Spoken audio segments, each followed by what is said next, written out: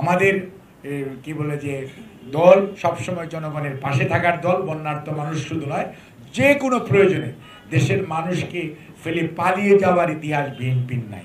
কাজে বিএনপি হচ্ছে সেই দল যেই দল জনগণের পাশে থাকে, যেই দলের নেত্রী কোনো অবস্থাতেই জনগণকে রেখে দেশের বাইরে চলে যায় নাই, ইতিহাস তার সাক্ষী। এবং আমরা সব সময় আমাদের নেতা জনাব, আমাদের প্রতিষ্ঠাতা, স্বাধীনতার ঘোষক শহীদ রাষ্ট্রপতি জিয়াউর রহমান আত্মসমর্পণ করে নাই, কোথাও চলেও যায় নাই। স্বাধীনতার ঘোষণা দিয়েছেন, অস্ত্র হাতে রণাঙ্গনে যুদ্ধ করে দেশকে স্বাধীনতা এনে দেওয়ার, মুক্তিযুদ্ধের যে নেতৃত্ব দেওয়া জেট ফোর্স বলেন, আর সত্যিকার অর্থে প্রথম যুদ্ধ শুরু করার কৃতিত্বের দাবিদার শহীদ রাষ্ট্রপতি জিয়াউর রহমান, প্রথম সেক্টর কমান্ডার। কাজী বিএনপি হচ্ছে বীরের দল, বিএনপি হচ্ছে দেশের মানুষের দল, বিএনপি হচ্ছে মুক্তিযোদ্ধাদের দল, বিএনপি হচ্ছে দেশের মানুষকে ভালোবাসা, তাদেরকে সামনে দেশকে স্বয়ম্বর করার দল। বিএনপি হচ্ছে তলাহীন ঝুড়ি থেকে বাংলাদেশকে একটি স্বয়ংসম্পূর্ণ আত্মনির্ভরশীল জাতিতে পরিণত করার দলের নাম বাংলাদেশ জাতীয়তাবাদী দল। কাজী বিএনপি পারে। এবং বিএনপি যখন ভ্যাট দিয়েছিল খালেদা জিয়ার সময়, তৎকালীন স্বৈরাচার হরতাল করেছিল, মনে আছে আপনাদের, ভ্যাটের বিরুদ্ধে।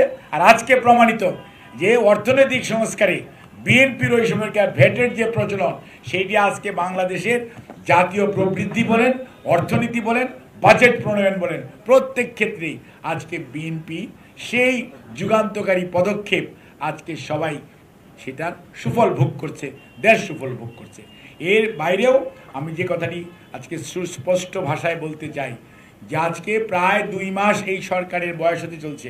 আমরা আশা করব ডক্টর মোহাম্মদ ইউনূস স্যারের নেতৃত্বে আজকে যে তত্ত্বাবধায়ক সরকার, অন্তর্বর্তীকালীন সরকার দেশ পরিচালনা করছে, তাদের যে কাঙ্ক্ষিত লক্ষ্য, অর্থাৎ মানুষের ভোটাধিকার, মানুষের নির্বিঘ্নে ভোট দেওয়ার ক্ষমতা এবং সেই সাথে মানবাধিকার, সেইগুলো যাতে যত দ্রুততার সম্ভব রিইনস্টিট হয়। অন্যদিকে যারা এগুলো দিতে প্রতিবন্ধকতা সৃষ্টি করেছে, তাদের অল্প কয়েকজন পালিয়ে গেছে, তাদের সুবিধাভোগীরা বিভিন্ন জায়গায় আজকে বসে আছে।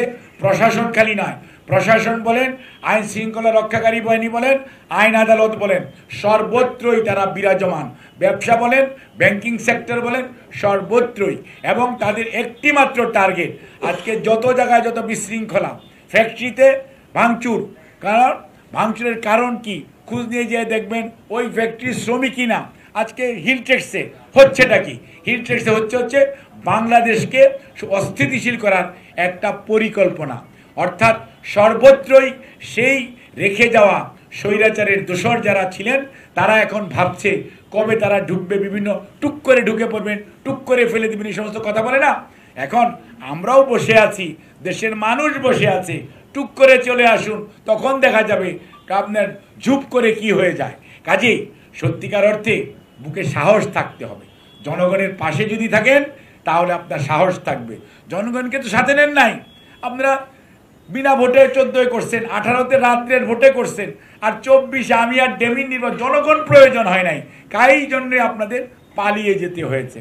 কাজেই আসেন, জনগণের মুখোমুখি হন।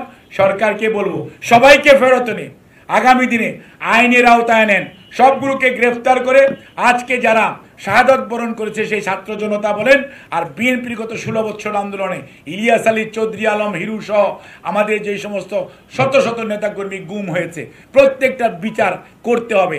আর মিথ্যা মামলা দিয়ে আমাদের নেতাকর্মীরা, বিরোধী দলের নেতাকর্মীরা আজকে এখনো কোর্টে হাজিরা দিতে হয়। কাজেই বলবো যত দ্রুততার সম্ভব সকল মামলা প্রত্যাহার করার উদ্যোগ গ্রহণ করেন। স্বৈরাচার যে আন্দোলন প্রায় করে মামলা দিয়েছিল, আর 111-এর তৎকালীন সরকার যে সমস্ত মামলা দিয়েছিল, প্রত্যেকটা মামলা প্রত্যাহার করে আজকে ন্যায় বিচার, আইনের শাসন প্রতিষ্ঠা করার পথ উন্মুক্ত করেন। এটি হচ্ছে আজকে আমরা বলতে চাই বর্তমান সরকারের কাছে। এবং দ্রুততম সময়ের মধ্যে জনগণের পছন্দের সরকার করার, নির্বাচন করার ক্ষমতা জনগণের হাতে দিন। আর যারা এখনো বসে আছেন, তারা বিশেষ করে পিএসসিতে এই দুদুকে এবং সরকারের বিভিন্ন পোস্ট পজিশনে কমিশনের মধ্যে বসে বসে এখনো চুপচাপ আগের সরকারের ষড়যন্ত্র বাস্তবায়ন করার চেষ্টা করছেন, তাদেরকে বলবো সময় থাকতে নেমে যান, পদত্যাগ করুন, তা হলে জনরোষ থেকে কেউ রেহাই পাবে না।